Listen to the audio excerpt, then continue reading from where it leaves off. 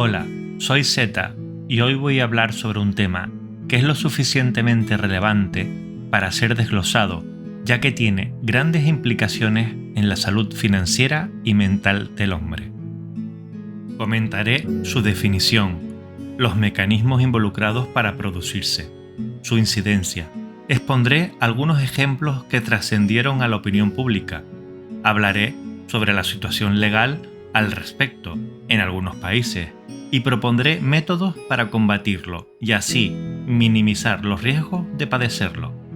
Por último, nombraré otro método fraudulento que, si bien no es un fraude propiamente dicho, podríamos considerarlo como una arista del poder reproductivo de la mujer sobre el varón y la indefensión de éste ante la decisión femenina de continuar con un embarazo no deseado por él, ya sea al ocurrir en un tiempo no adecuado o suceder con una fémina con la que tuvo una relación sexual de la que no quiere establecer un vínculo a largo plazo.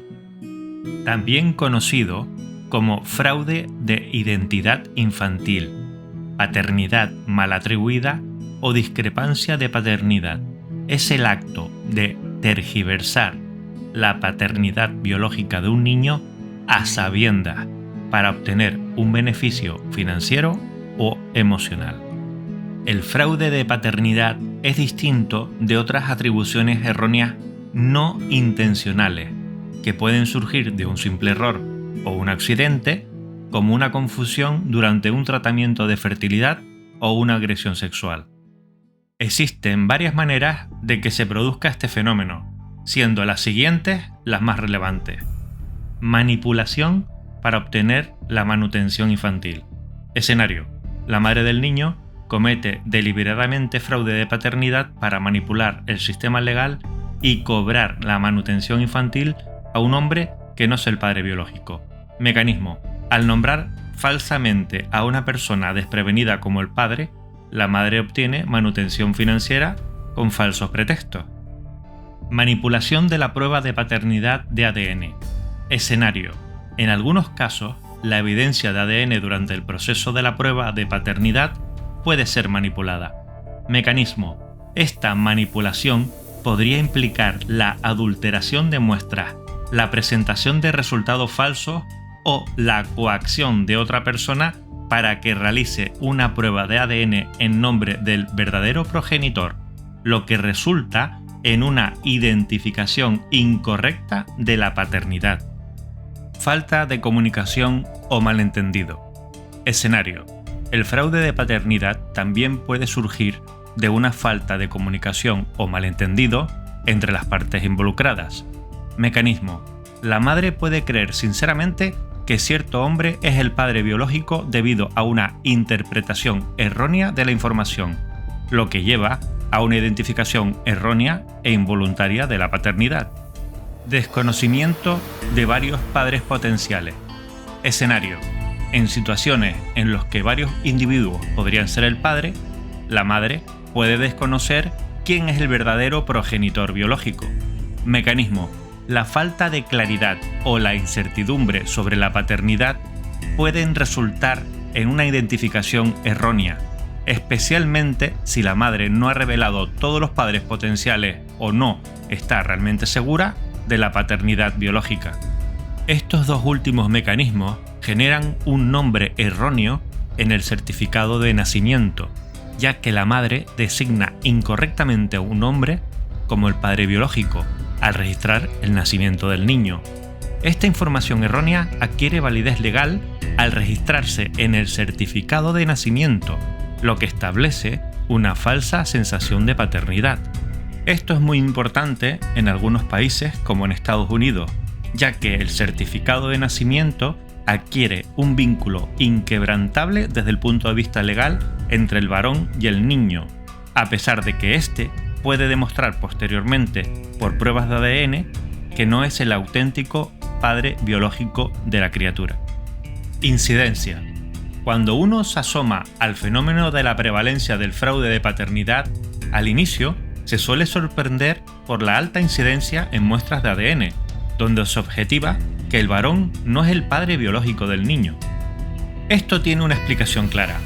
Las personas que realizan un test para salir de dudas tienen una sospecha previa, es decir, son participantes de una toma muestral donde la prevalencia es superior a la de la sociedad de donde se extrapoló el estudio. Por suerte, el porcentaje de casos de fraude de paternidad parece ser mucho menor, aunque eso sí, son discrepantes entre las distintas naciones, en donde se ha realizado un análisis del fenómeno.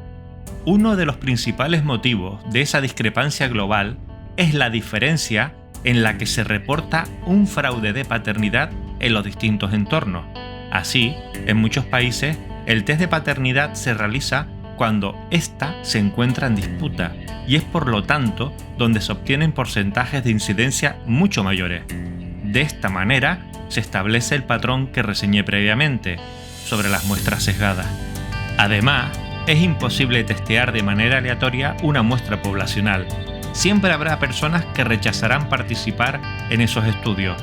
Y así, por ejemplo, aquellas mujeres con dudas acerca de quién es el verdadero padre serán las que optarán por usar cualquier excusa para no participar. Otros factores implicados que contribuyen a esas diferencias estadísticas son la cultura del país, la situación económica y el acceso al test de ADN, siendo esto una parte fundamental en la variabilidad de los datos entre países. Es por lo tanto que, en las regiones con acceso limitado a dichas pruebas, el verdadero alcance del fraude de paternidad puede permanecer oculto. Por ejemplo, es posible que los países con altas tasas de fraude de paternidad, como Nigeria, no tengan acceso generalizado a pruebas de ADN asequibles, lo que significa que muchos casos no se detectan.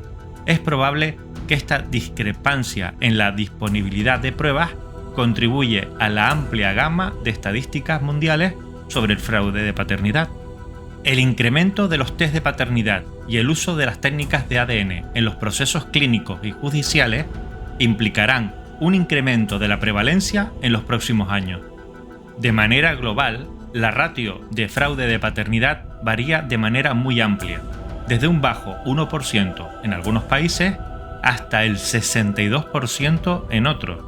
Las estadísticas globales sobre el fraude de paternidad revelan discrepancias significativas en diferentes regiones, con países como Jamaica y Nigeria reportando tasas excepcionalmente altas en comparación con naciones más desarrolladas como Canadá, el Reino Unido y Francia.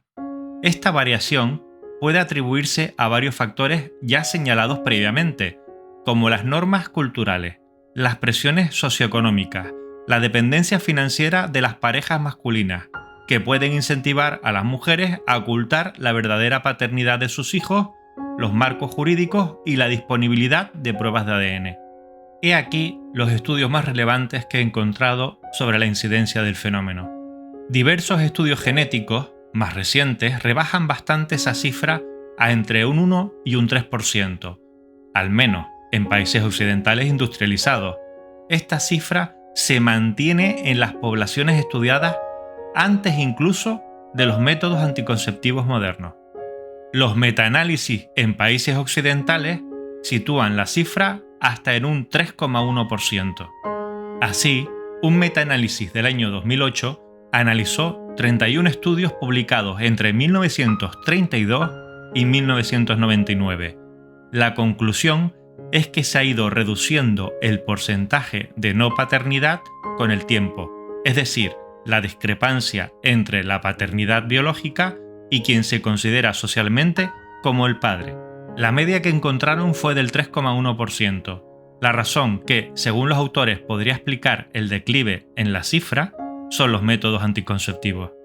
No obstante, los estudios analizados solo incluyen a 9 países, la mayoría pertenecientes al mundo anglosajón y con una población mayoritariamente blanca, caucásica, por lo que no se puede extrapolar a toda la población mundial, como indican sus autores. La base de datos disponible es claramente insuficiente para investigar las posibles diferencias entre países en las tasas de no paternidad. También puntualizan que los estudios primarios en los que basan sus análisis son pocos. Previamente, en 2006, se hizo otro análisis de 67 estudios, algunos incluidos en el metaanálisis anterior y otros no.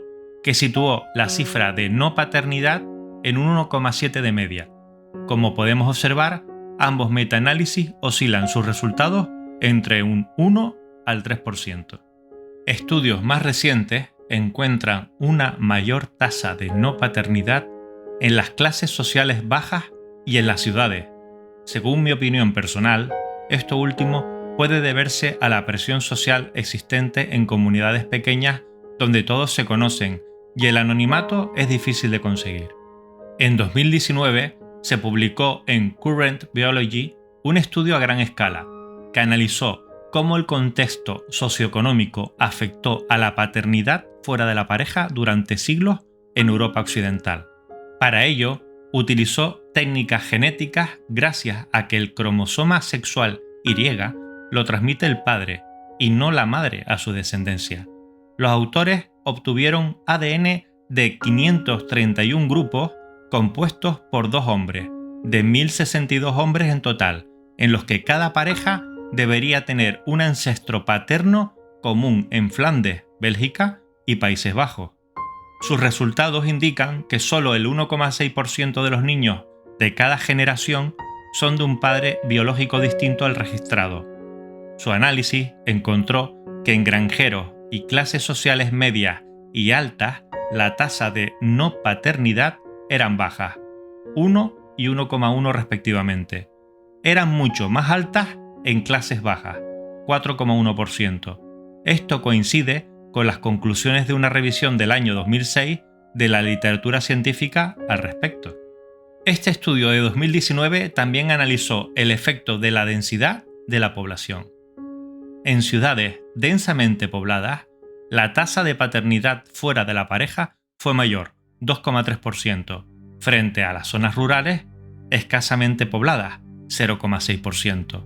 Las tasas de no paternidad estimadas en las poblaciones humanas son alrededor del 1 o del 2%, explicó el coautor de este estudio, Marten Larmesau, biólogo de la Universidad Católica de Lovaina, Bélgica, en 2016, tras publicar otra investigación que concluía que esta ratio ha permanecido baja también en el pasado, sin que la contracepción moderna lo haya cambiado. Otro estudio científico que investigó el cromosoma Y para analizar más de 3 siglos de posibles hijos fuera de la pareja se publicó en 2015. Se hizo en Sudáfrica, en 23 familias blancas afrikáneres descendientes de los colonos europeos de Sudáfrica y encontró una tasa de no paternidad inferior al 1% por generación. El mejor estudio británico, publicado en 1991, sugiere una tasa de no paternidad de alrededor del 1%. Un estudio francés de 1992 indica una tasa del 2,8%. Un estudio suizo de 1994 tiene una tasa máxima del 0,78%. Un estudio mexicano de 1999 arroja el 11,8%. Y el mejor estudio norteamericano, publicado en 2009, establece una tasa de entre el 1 al 3%. Una revisión científica de 2005 de estudios publicados internacionalmente sobre discrepancia paterna encontró un rango de incidencia en todo el mundo del 0,8 al 30%, con una mediana del 3,7%. Sin embargo, como muchos de los estudios se realizaron entre las décadas de 1950 y 1980, las cifras pueden no ser confiables debido a las imprecisiones de los métodos y procedimientos de prueba genética utilizados en ese momento. Los estudios que datan de 1991 a 1999 citan las siguientes tasas de incidencia: 11,8 en México, 4,0 en Canadá, 2,8 en Francia, 1,4 y 1,6 en el Reino Unido y 0,8 en Suiza. Un estudio de 2022 publicado en Human Reproduction profundizó en los datos de 1.211 hombres que buscaban servicios de pruebas de paternidad en Estados Unidos. Los hallazgos revelaron que el 11% no eran los padres biológicos de los niños que estaban criando. Este estudio reveló variaciones en las tasas de no paternidad entre los grupos demográficos, con una mayor prevalencia entre los hombres de 20 y 30 años, los no casados con sus parejas y los que tienen relaciones más cortas. Otro estudio destacable realizado en 2023, presentado en Relaciones Familiares, se centró en los hombres obligados por los tribunales a someterse a pruebas de paternidad. El estudio encontró que un 12% no eran padres biológicos, enfatizando factores sociales como el estatus socioeconómico más bajo y la etnia no caucásica, que influyen en las tasas de no paternidad. Estos estudios recientes proporcionan información valiosa sobre la prevalencia de la no paternidad y su correlación con las variables demográficas, lo que atañe matices a la comprensión de la dinámica contemporánea de la paternidad. Diversos estudios intentan estimar su prevalencia, arrojando luz sobre la compleja dinámica que rodea a la filiación biológica. Si bien estos estudios proporcionan información valiosa, es crucial reconocer la ausencia de datos oficiales completos. Las estimaciones sugieren una amplia prevalencia del fraude de paternidad en el Reino Unido, del 1 al 30%, con un estudio de 2018 de la Universidad de Warwick, que estima el 3%, y un estudio de 2021 de la Universidad de Oxford, que sugiere el 1%. Como mínimo, estas encuestas indican que el alcance de la paternidad atribuida erróneamente está aumentando en países ricos como Australia, en gran parte debido al debilitamiento del control del matrimonio sobre los comportamientos sexuales. Sin embargo, el aumento se está produciendo desde una prevalencia ya de por sí baja. La evidencia de las encuestas sobre comportamientos sexuales es más o menos la misma que la evidencia de la investigación médica. Muestra que las estimaciones de las tasas de no paternidad del 10, 20 y 30% están enormemente infladas. Haciendo hincapié en que estas cifras son aproximadas, la verdadera prevalencia del fraude de paternidad sigue siendo desconocida, lo que subraya la necesidad de realizar más investigaciones. Para terminar, tras este baile de porcentajes, me gustaría hablar del caso de Nigeria. Con frecuencia se cita a Jamaica como el país con la tasa más alta de fraude de paternidad, con un asombroso 34,6%, mientras que Nigeria le sigue de cerca con un 30%. Según estadísticas citadas a menudo en los últimos años, Nigeria sería el segundo país del mundo por fraude de paternidad en la población. Nigeria ocupa un lugar destacado en el fraude de paternidad, confirmó Abasi N. Obong, director ejecutivo y cofundador de Stack Diagnostics, una empresa de genómica, al medio nigeriano Pulse. Sin embargo, el experto observó que al igual que con la mayoría de las estadísticas basadas en la salud en Nigeria, se subestiman o se exageran porque el problema generalmente radica en cómo se recopila la muestra. Es posible que haya algún sesgo de muestreo en este 30%, pero incluso para los sesgos de muestreo, ese número es bastante alto. El especialista explicó los altos índices de fraude de paternidad, con el acceso limitado a pruebas de paternidad y su costo elevado.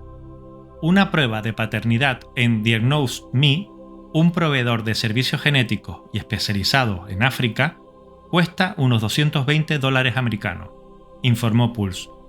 Con este costo, los hombres no necesariamente consideran realizar pruebas de paternidad para sus hijos hasta que surge la necesidad, normalmente por razones de salud, cuando existe una clara indicación o una fuerte sospecha de infidelidad. El doctor Abiodun Salami, director médico jefe del Centro de ADN de Lagos, explicó en una entrevista con el medio Vanguard que los casos de fraude de paternidad se deben a que en Nigeria el sexo sin protección y las relaciones de múltiples parejas son algo común. Según un informe global de planificación familiar de 2018 de la Conferencia Internacional sobre Planificación Familiar ICFP, Nigeria registró más de 1,3 millones de embarazos no deseados. El informe halló que solo el 13,8% de las mujeres nigerianas usaron anticonceptivos. Por eso, las mujeres son casi siempre culpabilizadas ante los casos de fraude de paternidad, algo que, sin embargo, rechazan las feministas del país. Una de ellas, Damilola Marcus, afirmó que el fenómeno se debe a un complejo conjunto de factores, entre los que expone que la expansión de la unidad familiar como requisito previo para la aceptación social puede ser uno de ellos. La penalización del aborto en Nigeria también es otro factor adicional, sumado a la predisposición de las mujeres a proteger la reputación de los hombres, la ignorancia en los temas reproductivos y la estigmatización de la adopción en el país. Concluye diciendo que, incluso con los avances en la ciencia médica, la sociedad africana patriarcal todavía considera un tabú hablar de la esterilidad masculina, a la vez que las mujeres enfrentan una inmensa presión para quedar embarazadas. Básicamente, concluyó Marcus, tenemos mujeres que protegen la masculinidad de su esposo al darle un hijo que no es el suyo. ¿Quién dijo que el feminismo es propio de países occidentales? ¿Feministas echando balones fuera ante cualquier responsabilidad de la mujer? No podía saberse. Ejemplo. Tenemos el caso de un hombre que descubrió que no era el padre biológico de sus 5 hijos. Causó revuelo en Nigeria, reabriendo el debate sobre los altos índices de fraude de paternidad en el país africano. La noticia fue compartida en Facebook por Henry Nasuruau Shield, ex asistente especial del gobernador del estado de Bauchi, al norte de Nigeria. El hombre tiene 57 años. Hizo una prueba de ADN para todos sus 5 hijos y ninguno de los niños era suyo. Estuvo casado durante 20 años. Le están diciendo que sea un hombre. Ok, escribió el señor Shell en la red social. Richard Mason es un millonario británico que descubrió que no era el padre de sus 3 hijos, tras ser diagnosticado de una enfermedad. Fue como si te golpearan con un mazo. Así describe Richard Mason, un empresario millonario británico de 54 años, el momento en que los médicos le dijeron que tenía fibrosis quística. Pero su mayor dolor no fue por saber que tenía la enfermedad, fue por descubrir que el diagnóstico significaba que buena parte de su vida había sido construida sobre mentiras. La verdad salió a la luz cuando Richard se hizo las pruebas hace 2 años para saber si tenía esta enfermedad hereditaria, que también padecen sus hermanas, dado que no conseguían que su actual mujer Emma quedara embarazada. El resultado de la prueba fue positivo, y en su caso, como en la gran mayoría de hombres con fibrosis quística, le habían provocado ser infértil durante toda su vida. Pero hay más casos llamativos. Estos son otros que he encontrado por la red.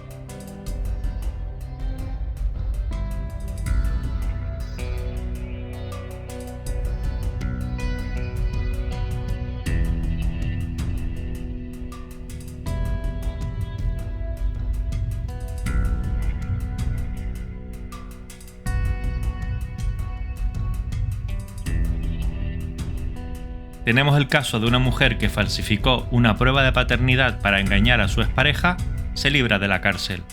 Beth Fairley, de 26 años, le dijo a Ryan Hampson, de 27, en abril de 2019, que estaba embarazada y que no estaba segura de quién era el padre del bebé, según se escuchó el martes en el Tribunal de la Corona de Liverpool.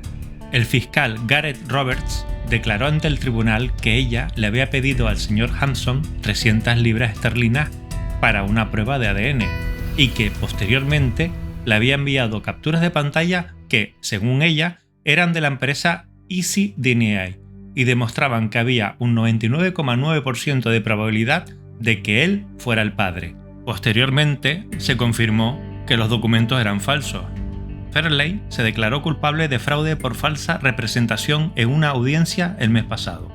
El juez Andrew Menary, secretario de Liverpool, declaró: "Este fue un delito particularmente terrible que ha tenido un profundo impacto en muchas personas, incluyendo sobremanera al propio señor Hampson y a miembros de su familia".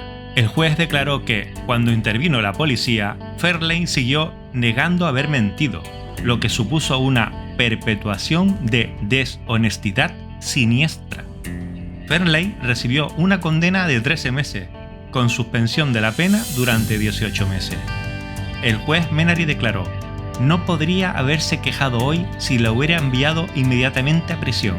El señor Roberts declaró que, tras ver los resultados de ADN falsificados, el señor Hampson compró artículos para el bebé nonato y reanudó su relación con Fairley, con quien había salido durante 4 años antes de que rompieran a principios de 2019. Estuvo presente en el nacimiento del bebé, figuraba en el certificado de nacimiento y compró una casa con Fairley en 2020.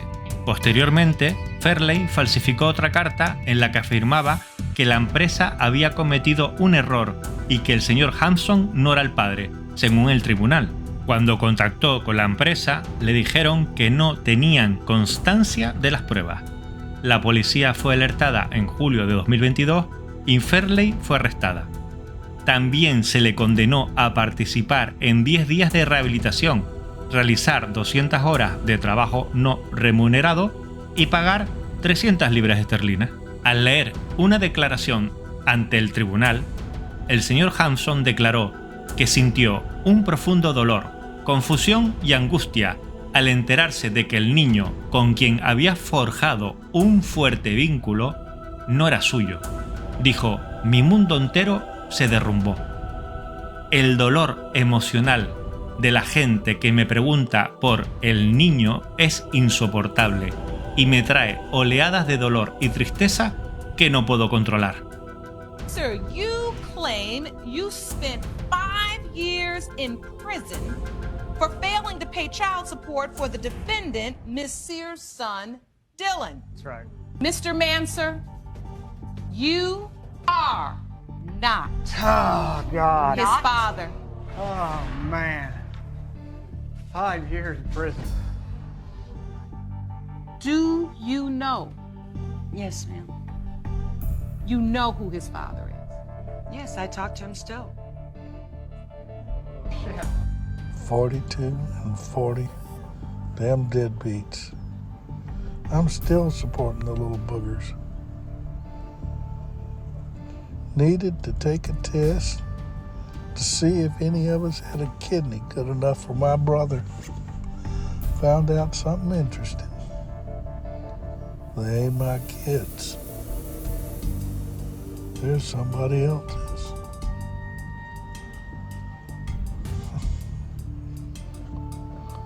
Of course, the only good thing is, I know it's not my fault that those 2 idiots got dumped into this world.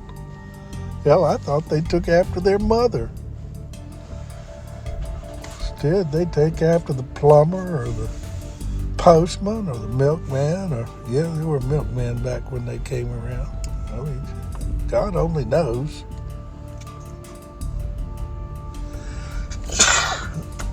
It sure gets old.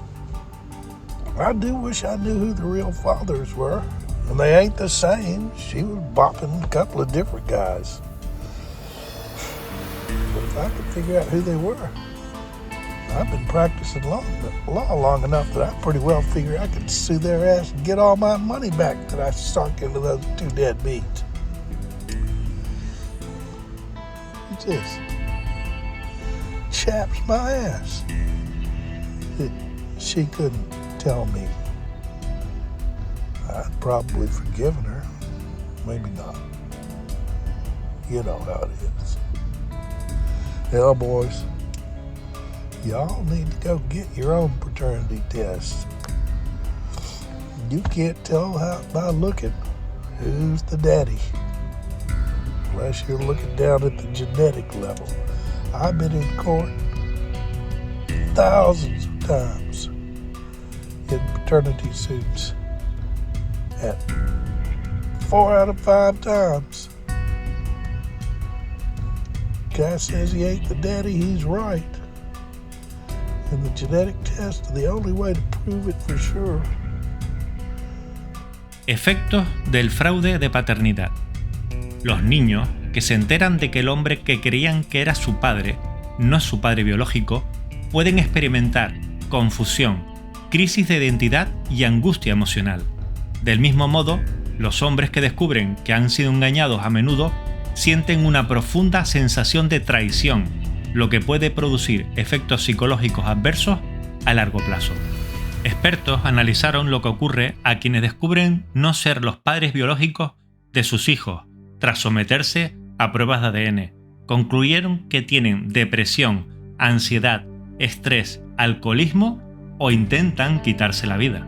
Las víctimas del fraude de paternidad afrontan 7 etapas críticas. La primera es la desilusión y el shock emocional. De ahí viene la segunda, que es la duda y la autoacusación, porque los afectados no han sido capaces de reconocer la situación. En la tercera viene el rasgo del impostor, cuando el padre se siente una persona inservible. Luego aparece el aislamiento y la soledad, porque no comparte la misma conexión emocional con quien asumía como su hijo. La quinta fase consta de la depresión y ansiedad, donde se objetiva que el caso se va agravando.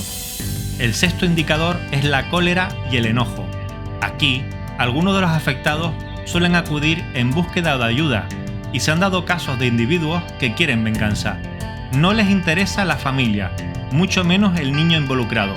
Al darse cuenta de que las leyes son adversas, pueden cometer agresiones físicas o psicológicas hacia las exparejas, por lo que las asociaciones de colectivos de ayuda para hombres les pueden apoyar y aconsejar a que no golpeen a las mujeres o causen otros daños, y así impedir que no se agrave la situación legal en contra del padre. La séptima etapa son los intentos de suicidio o consumo de licor y narcóticos, que son el resultado del daño psicológico por perder a su familia. Incluso se han dado casos en que haya afectaciones físicas como dolores corporales, falta de apetito, pérdida de sueño, etc. Además, los hombres se enfrentan a una importante tensión financiera. El fraude de paternidad es una de las traiciones más profundas imaginables, una que sufren casi exclusivamente los hombres. Se encuentra continuamente con el silencio, el rechazo o incluso la burla. Lo que hace que esto sea aún más trágico es que en lugar de recibir empatía, las reacciones de estos hombres son a menudo juzgadas, escudriñadas y criticadas. Seamos absolutamente claros, los niños también son víctimas, pero la víctima principal aquí es innegablemente el hombre. Dependiendo de su edad, es posible que los niños afectados por el fraude de paternidad no comprendan completamente la gravedad de lo sucedido. Los niños más pequeños pueden crecer sin internalizar completamente el choque inicial, y muchos tienen el potencial de eventualmente buscar y formar relaciones con sus padres biológicos. Para el padre engañado, sin embargo, no existe un equivalente. No puede encontrar un hijo que no sea suyo. No tiene un camino hacia adelante, no tiene un cierre, solo un dolor abrumador como llorar a un hijo que nunca existió. Es una paradoja cruel y devastadora. Ha perdido a alguien que todavía está vivo, pero que nunca fue realmente suyo. Y no pasemos por alto a quien causó todo este trauma, la madre, cuyas mentiras pusieron en marcha este doloroso escenario. Sin embargo, en lugar de dirigir la indignación moral hacia la persona que causó el trauma, la sociedad opta por juzgar la reacción del hombre a la traición. Esto es culpar a la víctima, simple y llanamente. Por último, me gustaría destacar como ejemplo el efecto devastador que produjo a un niño que descubrió que no era legítimo.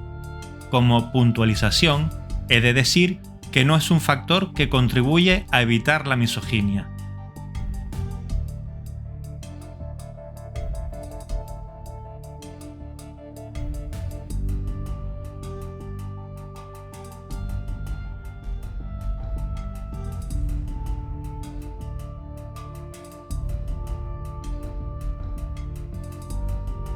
Situación legal. El fraude de paternidad no es un delito en la mayoría de los países como en el Reino Unido, en los que la convivencia durante la concepción y el cuidado del niño son circunstancias que pueden dar lugar a que el cónyuge sea reconocido como padre a todos los efectos legales. En Australia, la pareja puede demandar por el dinero invertido en la crianza del niño que se reveló no ser suyo, pero requiere pruebas de la intencionalidad. En Canadá, la jurisprudencia confirma que una relación suficiente con el niño antes de descubrir el fraude justifica el mantenimiento de las responsabilidades paternas.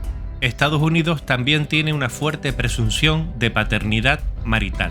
Sin embargo, el acto de engañar a la pareja respecto a la paternidad sí que puede dar lugar a una indemnización en países como España o Corea del Sur. En España, el marco legal que aborda la falsa paternidad se encuentra en el Código Civil. Específicamente, el artículo 68 del Código Civil establece la posibilidad de impugnar la paternidad cuando existen pruebas concluyentes de que el padre biológico no coincide con el reconocido legalmente. La Audiencia Provincial y el Tribunal Supremo son instancias judiciales clave en casos de esta índole. Sus sentencias y decisiones sientan precedentes importantes que influyen en la interpretación y aplicación de la ley en situaciones de falsa paternidad. La impugnación de la paternidad debe llevarse a cabo dentro del plazo de 1 año desde que se tiene conocimiento de la no paternidad.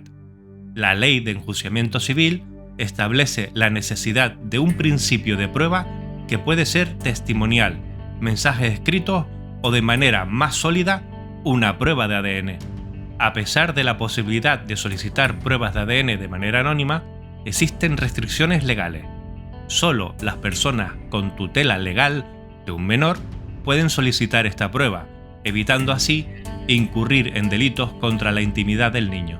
Por el contrario, si se realizara la prueba a un menor del que no ostentamos la tutela legal, estaríamos incurriendo en un delito contra la intimidad del pequeño.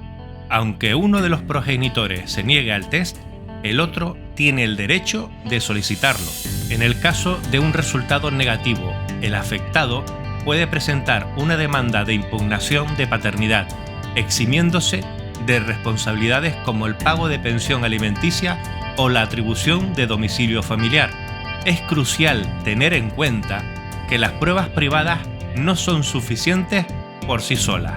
Se requiere una prueba de paternidad con validez legal. Así, existen 2 tipos de pruebas de paternidad: las legales y las privadas o caseras. Las legales son aquellas en que el laboratorio o empresa que recoge las muestras las analiza y expone los resultados y cumple con una serie de garantías.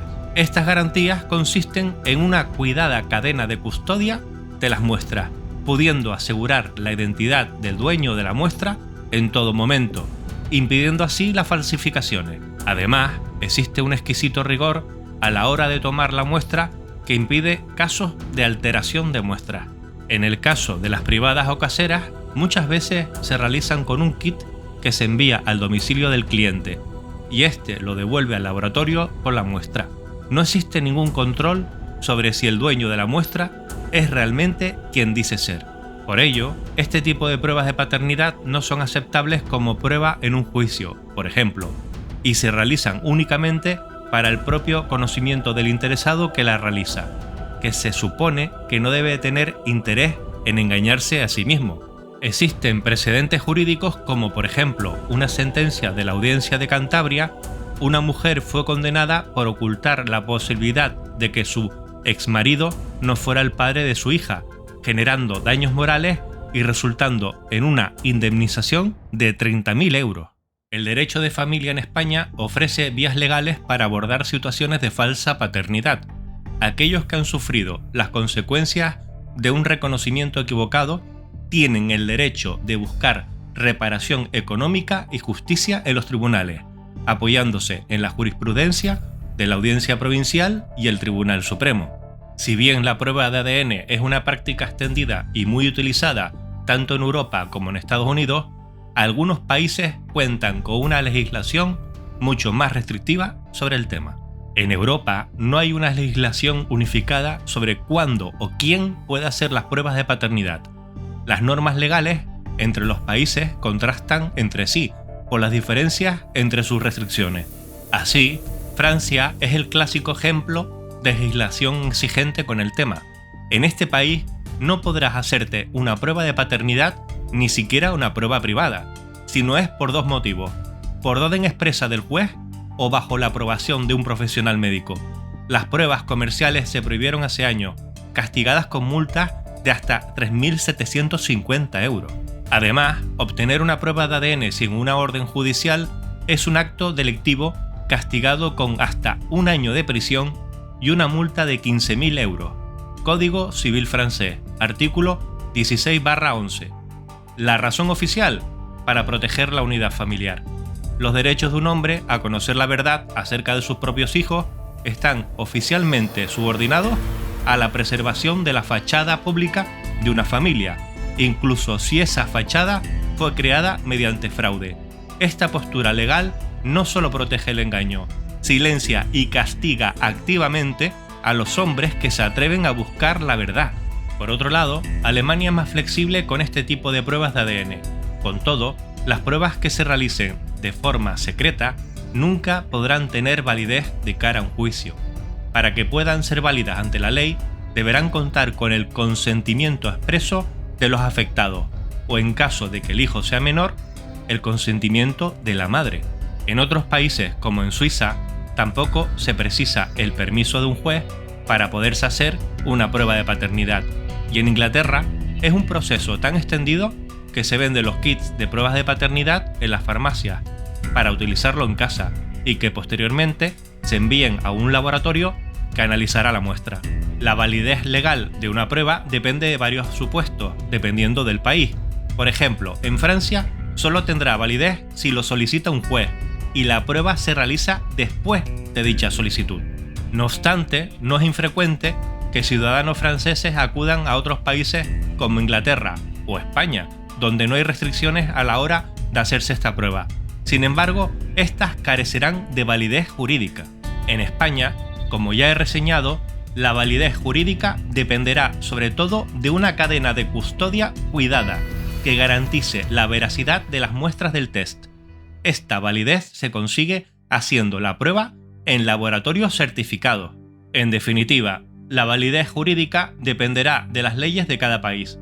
Si el país exige que la prueba de paternidad se realice tras una solicitud del juez, no se admitirán las pruebas realizadas con anterioridad. Por ejemplo, en Estados Unidos el sistema legal parece hacer la vista gorda, dejando que estos hombres carguen con el peso de una injusticia sobre la que no tuvieron ningún control. La situación se agrava aún más por el hecho de que los hombres pueden enfrentarse a graves consecuencias por no pagar la manutención infantil, incluso en los casos en que la paternidad se desmiente posteriormente.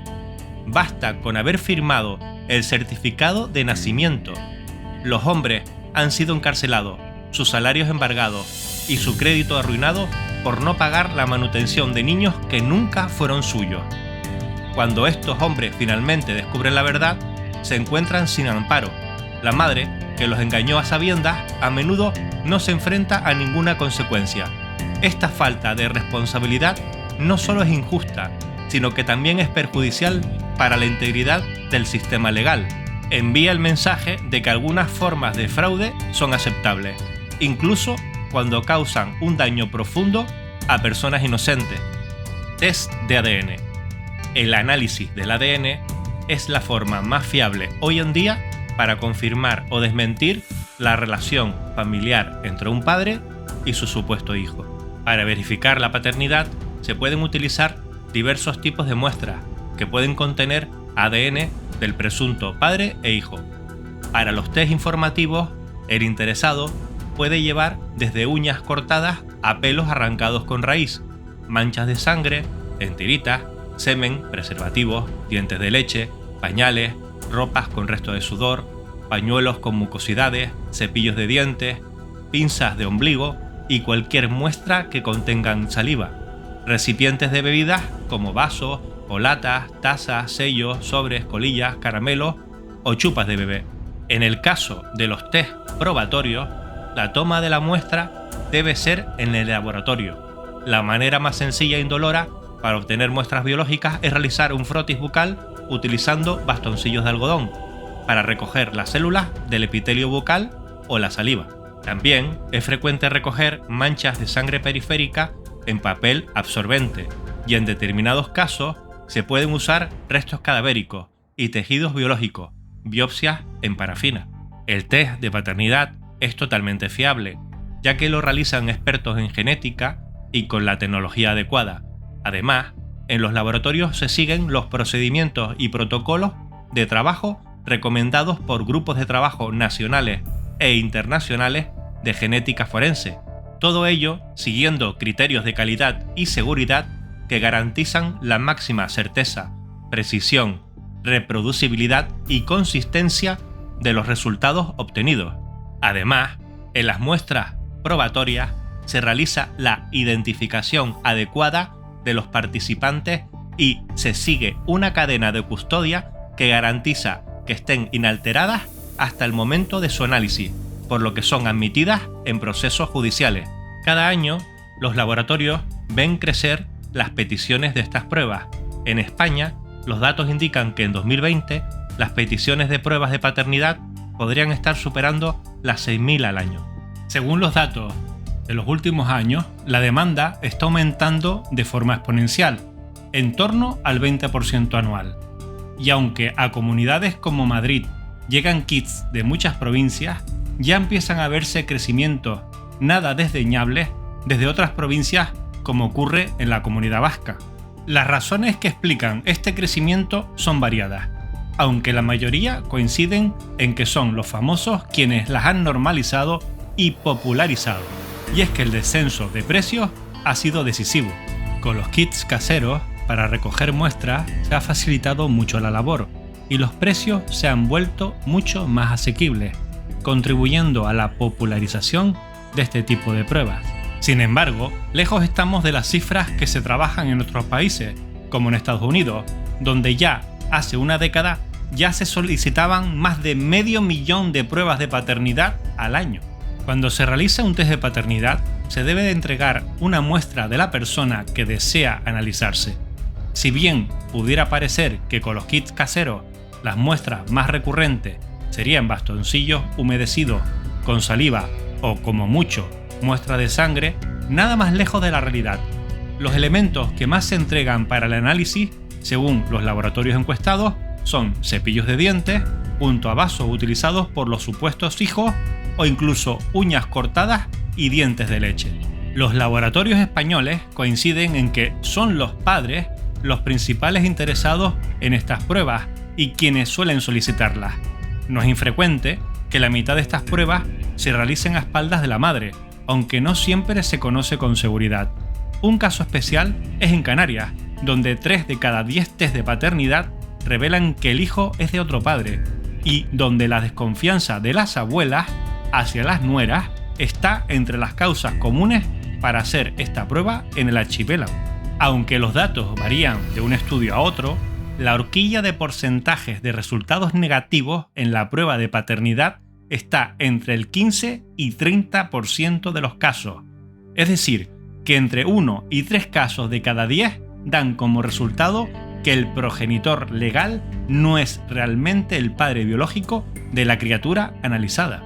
Curiosamente, el porcentaje de positivos, es decir, que el padre sí es el biológico, aumentaba hasta prácticamente el 100% cuando iban los dos progenitores con el hijo a realizarse las pruebas. Existen diferentes motivos por los que se realizan los test. La causa más frecuente de solicitud en el caso de los test no probatorios o informativos es la incertidumbre, ya sea de los presuntos padres por infidelidades, nuevas parejas, y de las madres que no tienen certeza de quién es el padre. En este último caso también solicitan realizar la prueba incluso antes de nacer el niño, durante el embarazo. Son significativos también como he comentado previamente, los casos de abuelas que solicitan la prueba por desconfianza hacia sus nueras. Así, las pruebas de ADN son muy fiables, con una exactitud de más del 99%. La fiabilidad es del 100% si el resultado es que no es el padre. La fiabilidad es del 99,99% si el resultado es que sí lo es. En el caso de los test de paternidad, el resultado es porcentual, si bien puede alcanzar un grado de exactitud del 99,99%. Posibles errores. Sin embargo, es posible engañar a una prueba de ADN proporcionando una muestra que no corresponda a la persona que se está analizando. Las pruebas de ADN pueden fallar en casos excepcionales debido a la contaminación de las muestras o la manipulación incorrecta. Conclusiones. Las pruebas de ADN se dividen en informativas o sin validez legal y las que sí lo son, erigiéndose estas como una prueba ante un juez.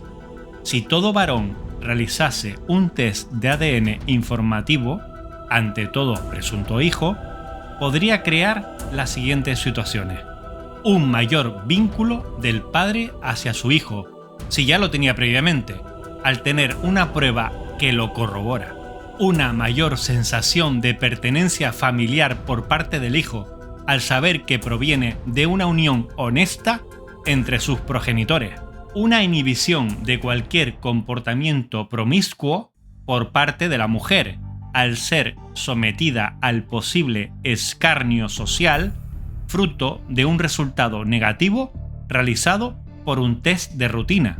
Además, ella sabría que posiblemente no obtendría recursos para ese hijo ilegítimo al adoptar su pareja medidas contra esta, y ese hijo no sería reconocido como tal.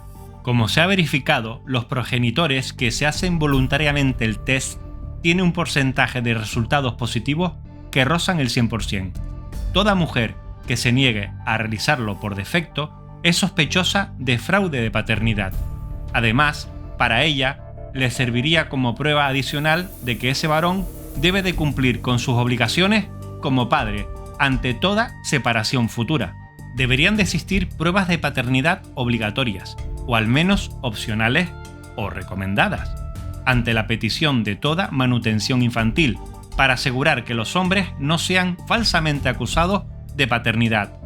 Este simple paso podría prevenir innumerables casos de injusticias, proteger a los hombres de las dificultades financieras y emocionales indebidas y asegurar que las madres sean consideradas responsables. El fraude es fraude y debe tratarse como tal, sin excepciones. Toda prueba de ADN de oficio evitaría errores de suplantación del hijo en el hospital, es decir, que por error un niño es atribuido a una pareja sin serlo. Existen métodos que evitan estos errores hospitalarios, como las huellas dactilares recogidas del bebé al nacer o las pulseras identificativas, pero un test protocolario reforzaría la seguridad de la pareja ante cualquier posible error. No es la primera vez que se da el caso de que un niño no es el hijo biológico de ambos. Por último, adjunto una tabla con los precios aproximados en España de los test informativos y los que tienen validez legal. Es notorio observar que los primeros no son caros. He de decir que todo test negativo informativo debería ser completado por un test de laboratorio que tiene validez legal, al realizar procedimientos adicionales necesarios para garantizar la cadena de custodia y la autenticidad de las muestras.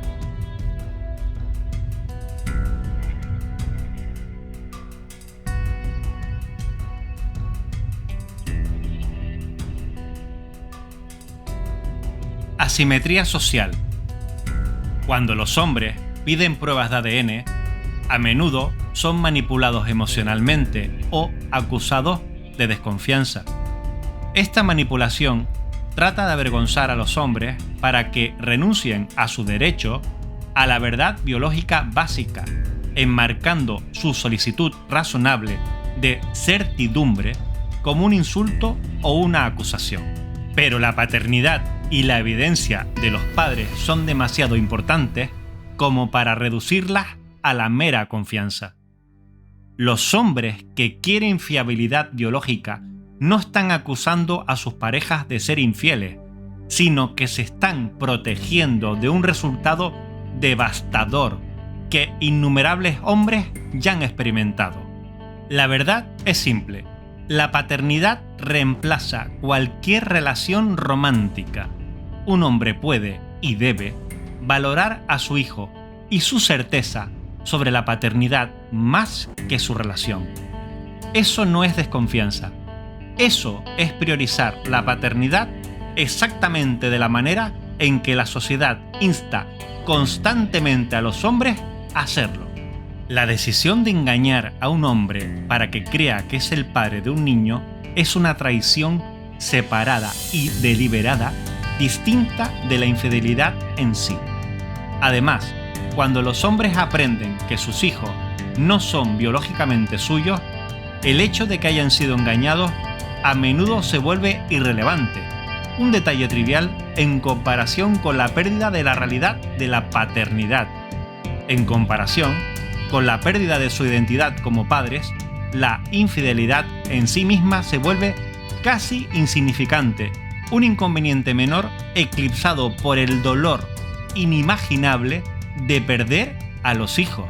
Cuando los niños y los hombres ven la crueldad con que la sociedad trata una de las traiciones más aplastantes que se puedan imaginar, el fraude de paternidad refuerza su sensación de abandono. Ven un mundo indiferente e incluso hostil a su sufrimiento. Con demasiada frecuencia, en lugar de recibir empatía, los hombres son objeto de escrutinio y desestima. En última instancia, el fraude de paternidad no solo es un engaño personal, es una traición cultural. Hasta que la sociedad esté dispuesta a enfrentar esta dura verdad, los hombres y los niños continuarán sintiendo que su dolor es irrelevante, que sus experiencias son desechables y que sus realidades son opcionales. No se trata solo de fraude de paternidad, se trata de si la sociedad realmente cree que el dolor masculino importa, porque en este momento nos está diciendo claramente que no es así.